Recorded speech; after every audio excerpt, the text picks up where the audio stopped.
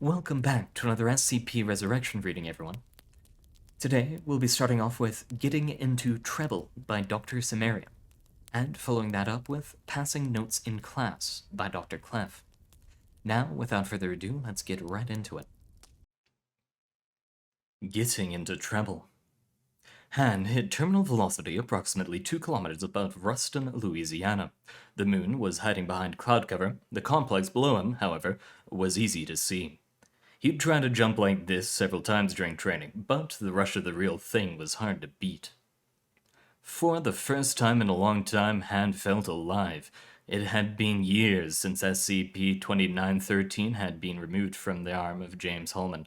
It had been years since Han had any real sense of freedom.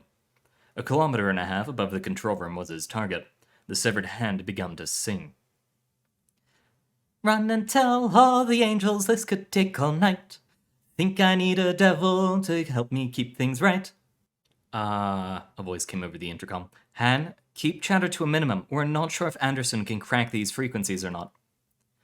He'd have to get used to people calling him by his name. He had been the one to think it up originally, but it felt so strange hearing it out of someone else's mouth. It wasn't nearly as funny as when he thought of it years ago. The voice came back. Han, you're reaching parachute deployment altitude. Get ready to activate it. Yes, sir. Han snapped back. This was it. Time to shine.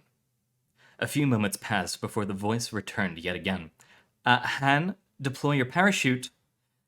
Han laughed for a moment, activated the infrared vision on his glove, and surveyed the target building. A single operator was inside.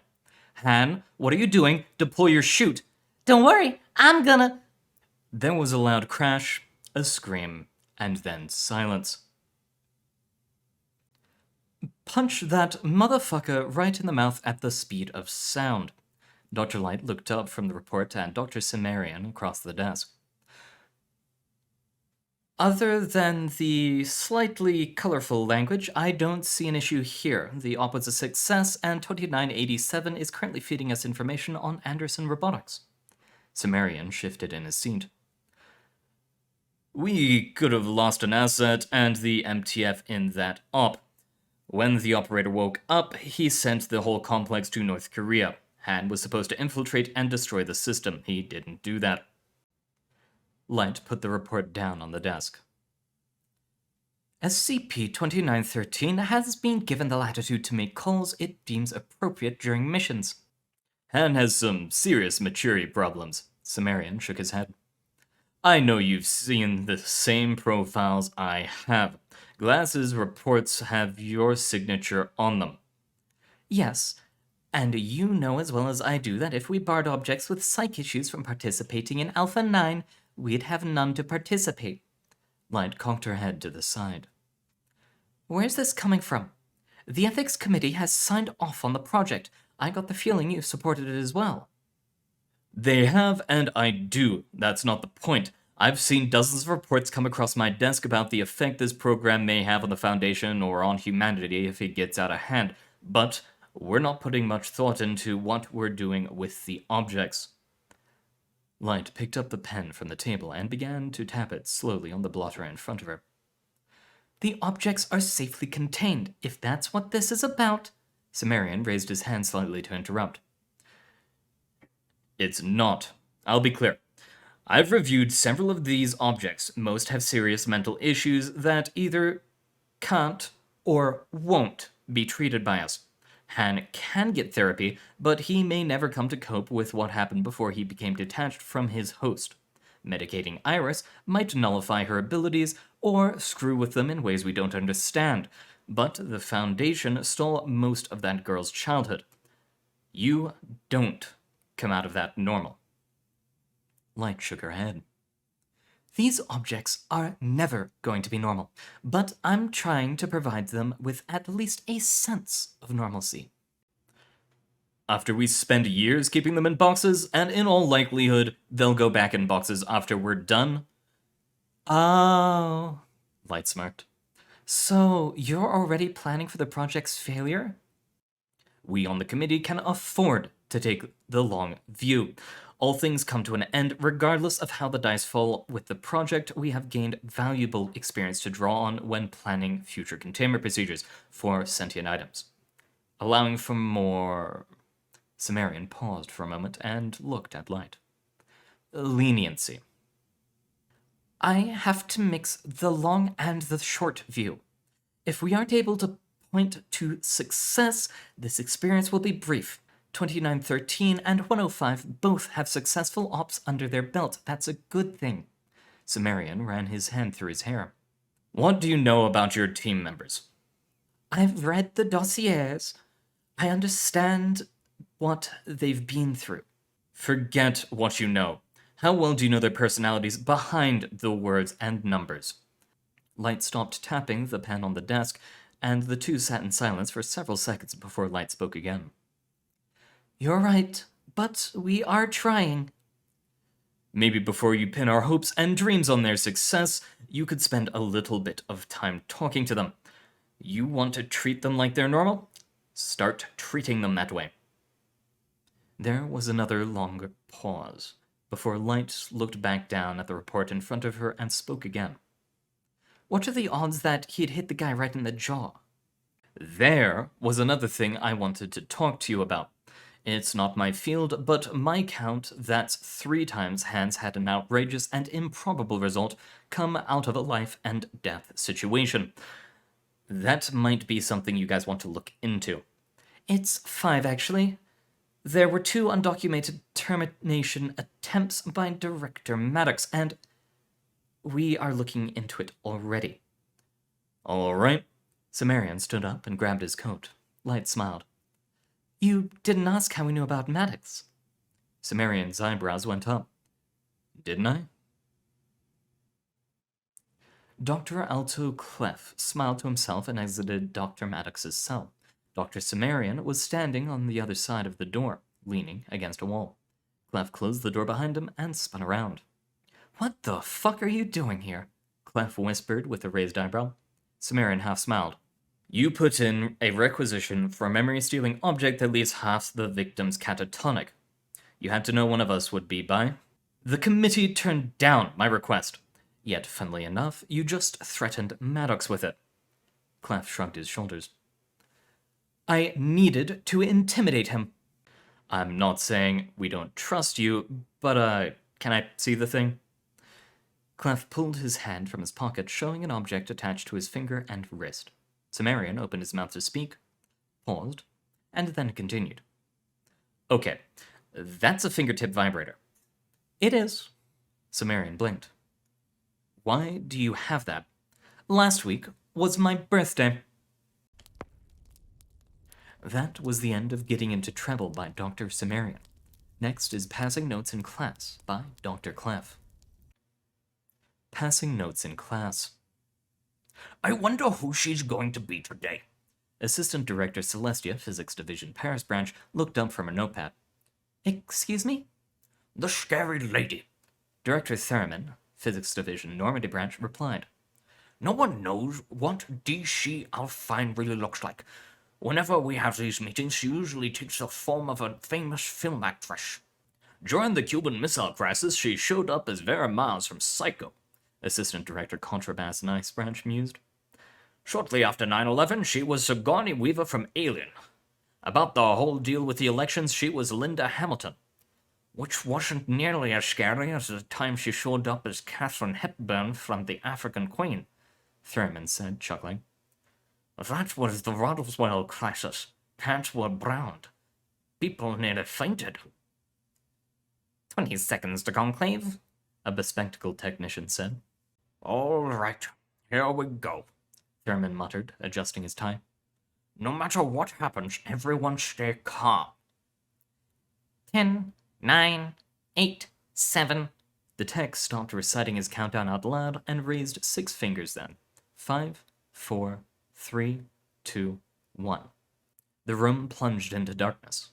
A moment later, the first twinkling star appeared in the black expanse, then another, until finally 108 twinkling motes of light shone in the void. The first point of light shimmered and begun to stretch.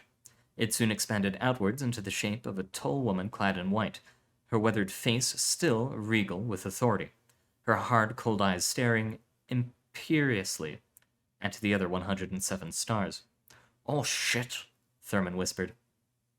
"Who the hell is that?" Contrabass asked. "Katharine Hepburn, the Lion in the Winter," Thurman replied. Celestia stifled a scream. DC Alfine stared into the abyss, and the abyss blinked back. Every single one of her nerves felt like they were on fire. Wearing Eleanor of Aquain helped, but unlike Lady Kate, she didn't have a script to tell her what to say. She would handle it. She straightened her back and adjusted the hem of her wimple, her chin raised in a defiant, haughty gesture. She faced the council with her feet apart and her hands clasped behind her back, and spoke. "Ladies and gentlemen and others, the Council of 108 is now in conclave. The agenda today, the increasing belligerence of the Foundation and our response to their actions. We begin with a report from Physics Division.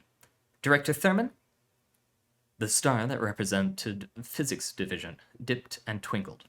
A moment later, it expanded outwards into the form of a meek-looking older gentleman with thin, graying hair and spectacles. "Thank you, Mrs. Secretary," the man said. "We received our first indication of a sea change in Foundation policy several months ago, after our embedded agents reported an attack on one of their facilities by an unknown party."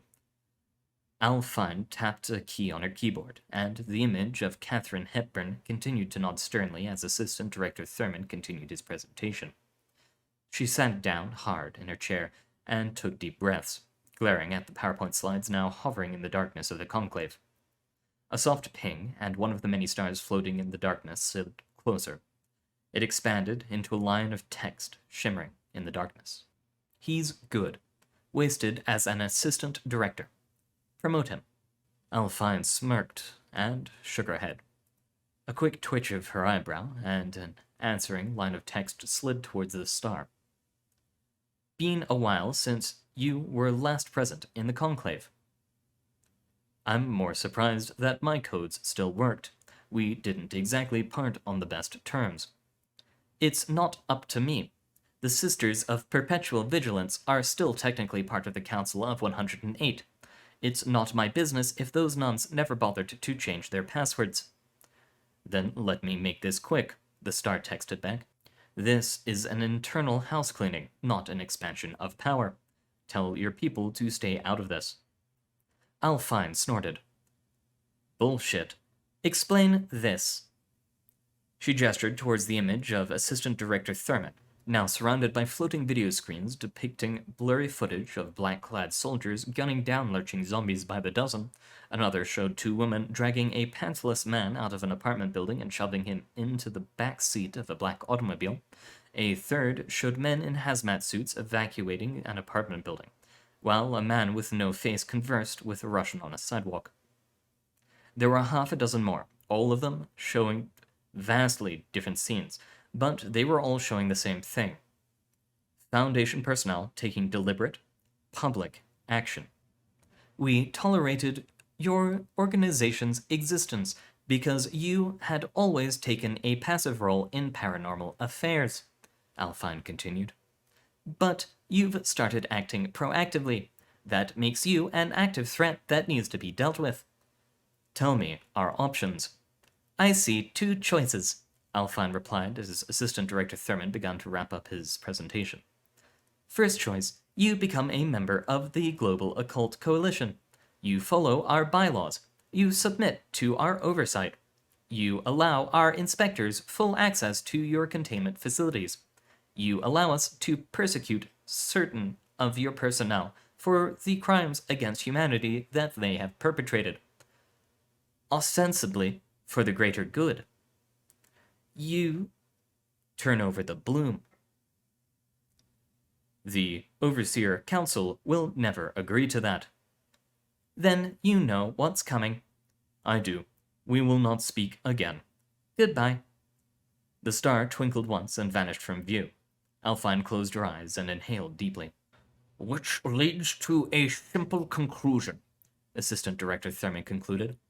The current situation more than passes the criteria for escalation of response level against the Foundation to level 5.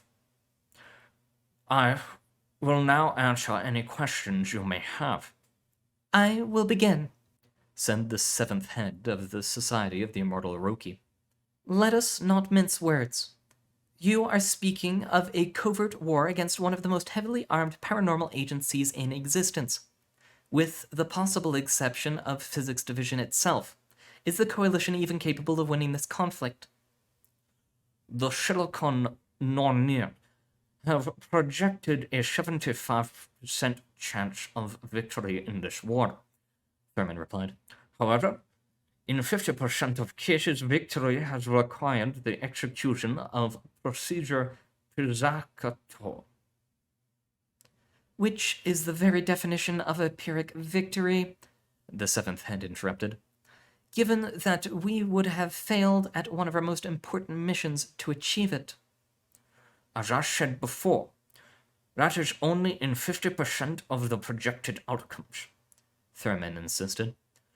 There are just as many scenarios that achieve victory without abandoning the second mission. By, for instance, executing an immediate strike against the Foundation's leadership through the use of mimetic weaponry, or making use of suicide agents to detonate the on-site nuclear warheads in their containment facilities? The 7th head asked. You are not the only one who has read the Silicon Noir's analysis. Some of the scenarios they have proposed are grotesque. I personally liked the one that proposed causing deliberate containment breaches in their facilities, counting on their own self-interests in keeping their anomalies contained to prevent a second mission failure, said Lord Marcus Crowley, antipope of the United Church of Satan, scientist. Elegant. I can't in good conscience support a plan of action that relies on the Foundation to maintain our second mission by keeping their pets in check. The Secretary Lambia of the Silver Key Society. They don't exactly have the best track records in that regard. I'd like to ask a different question, a woman's voice said. Isn't it true that none of these plans matter in the long run? Even if you do succeed in defeating the Foundation, they'll just activate the bloom and undo everything you've done. Alfine froze. What the hell is the bloom? The 7th head asked. Who the hell are you? One of the lights stepped forward and shimmered into view. A young woman wearing blue jeans and a long-sleeved jacket with a floral print hijab. My name is Abigail Mary Bowie, she said. I represent the Sons of Bowie, and I have a proposal for you. All right, and that'll be the end of our reading today. Hopefully, we can read more about the Sons of Bowie next time, though I haven't checked out the upcoming stories myself, so I'm in just as much of the dark as you guys. Anyway, thank you very much for coming. It's been a joy reading for you all, and good luck out there. Make sure to get some good sleep.